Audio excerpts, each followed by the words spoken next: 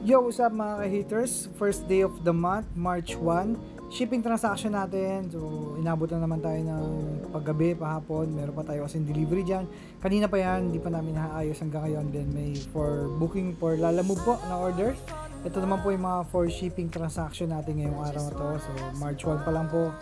Sobrang dami na po. Maraming salamat po sa mga orders natin. 5 days extended matings natin, mga trunk tray. Nandyan na po lahat. Syempre yung mga nakabox na yan, garnish set. At meron tayong dalawang taillight. Yan po is Ranger Extend 07. At ito naman po is Hilux GR taillight po yan. So maraming salamat po. Meron din po tayo naka-bundle dyan na dalawang Ranger na next gen po na 5D extended matings. Tapos ito po is stepboard po yan, dalawa na yan. Ready for shipping na po yan. So sealed naman po yan. Na-check din po at yung isang malaking box is Nissan Navara railguard with tailgate cover plus garnish set po yung sa loob niya. So dadalhin natin yan. Ang laki ng mga shipping natin today. Yan po, meron din tayong front chin.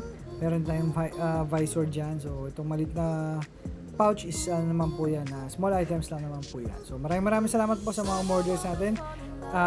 March 1 pa lang po, talagang pinabilib nyo na po kami. So ship out na po namin to 6 PM na rin po. At maraming salamat po. Update po namin kayo ulit sa ating next shipping transaction po para sa mga kinakabahan pa rin po makipag-transact sa amin. So yan po, legit po tayo dyan. So thank you so much po at God bless.